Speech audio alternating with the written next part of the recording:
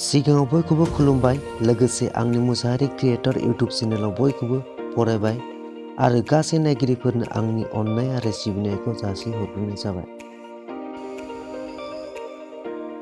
आं मोनसे गोदान भिडिअ लानानै फैबाय। बे भिडिअआनो जाबाय इउट्युब चेनेलाव साबस्क्राइबारखौ माबोरै हाइड खालामो बेखौनो बे भिडिअनि गेजेरजों नुनो मोनगोन।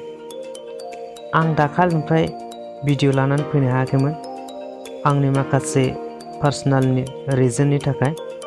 बिनि थाखाय बयनिफ्रायबो निमाहा बिबाय।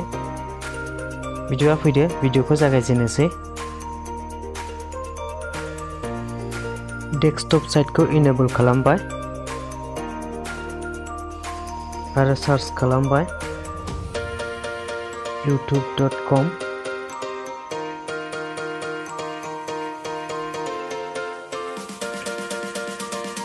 इउट्युब पेजआ गेवबाय नै।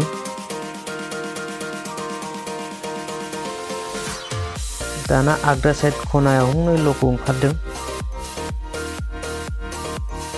बे लग'आव सेरनानै होदो। बेहाय ओंखारदों हनै इउट्युब स्टुडिअ, बेहाय सेरनानै होदो।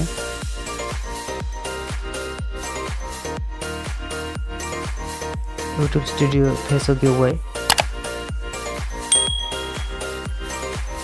दाना आगसि साइडजों खनायाव गाहायाव सेटिं दं, बेयाव सेरबाय। नैबे सेटिंआव सेरना होदो।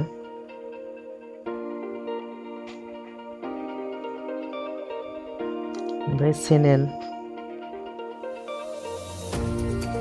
ओमफ्राय एडभान्स सेटिं, ओमफ्राय गाहायाव दं साबस्क्राइबार काउन्ट दंखायो नै। बे टिक मार्क जाबा श' जायो।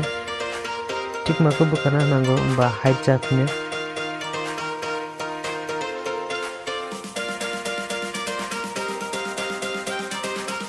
आं बोखारना होबाय, दा हाइड जासिगोन बियो।